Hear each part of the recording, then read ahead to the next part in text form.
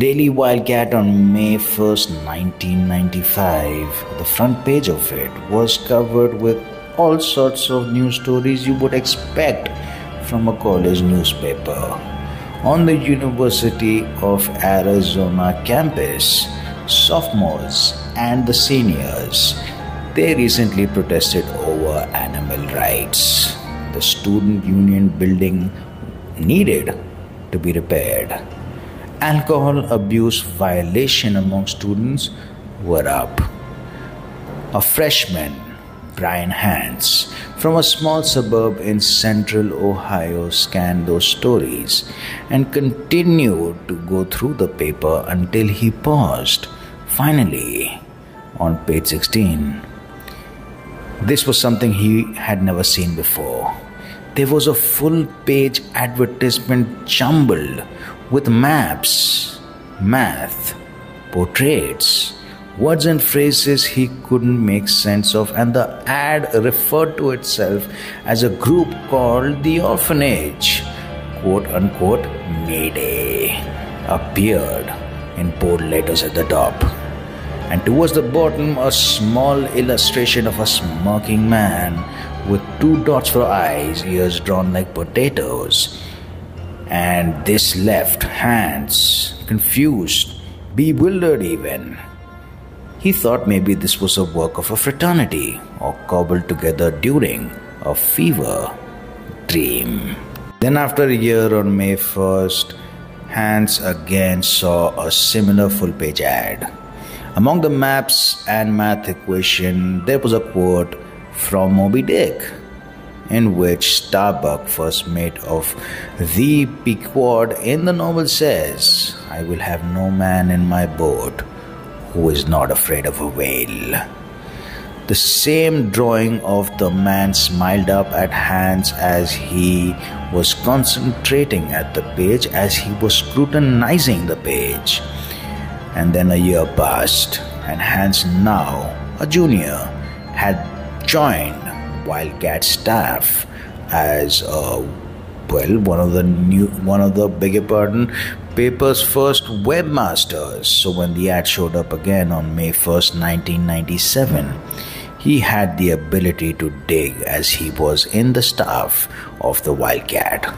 Whenever Hans was not in the class, he did a lot of digging, and he found out a newspaper ad from 1994. He realized that this went as far back as 1981, when he was in elementary school. This led him to a realization that this has been happening his whole entire life. Which means someone is paying thousands and thousands of dollars just to appear in this ad. Why? Why is this happening? And he was not the only one. Many YouTubers, many TikTokers have become very enamored by it. And even before that, when the internet became prominent, many people were enamored by it. They were absolutely enamored by it. One person was actually arrested. Katie Vesky grew up in Tucson. She stayed close to home for her college because she enrolled in University of Arizona a few years after Mr. Hans. They have never crossed paths, but if they would have something very interesting to talk about, because like Hans, Vesely was a regular daily Wildcat reader. She also noticed the ads that appeared in the paper every Mayday. Her friends had dismissed this as jumbled up ravings, but she was sure that there was more to it.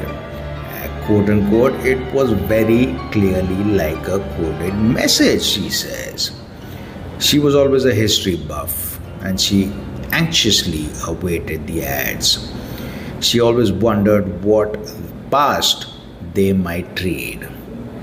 After she had actually graduated, she would always come back to the campus to pull the May 1st edition from a metal newspaper distribution box. She then joined the university again in 2002 to pursue a graduate degree, and she spent her spare time exploring a website she had learned of since college. This website is MaydayMystery.org. Wesley got in contact with Hans. She was gripped by this story. With the help or with the blessing of Hans, she created the Mayday Mystery fan group on Facebook, and she met like-minded people who were just as enamored by the mystery as they were. She also went on Reddit, and there were many conspiracy theories as to what it was or what this ad was. Wesley believes that these are a group of talented individuals who want to discuss philosophy, art, and whatnot. One day, there was a young woman who presented herself to Hans, accompanied by her father, with binders of research work. And she said one thing: as per her research, she states that the person behind the Mayday ad is none other than the Zodiac Killer. Hans was honest and said he doesn't think that is, but she said she sent her work to the FBI. Nobody knows who this person is behind the ad, behind the Mayday ad. It remains a mystery even today, with many theories popping up here and there. But it always, or it still is, a mystery to this day, hoping that it can get solved soon. Thank you for watching this video, and do leave a like, leave a comment with your theories, and subscribe.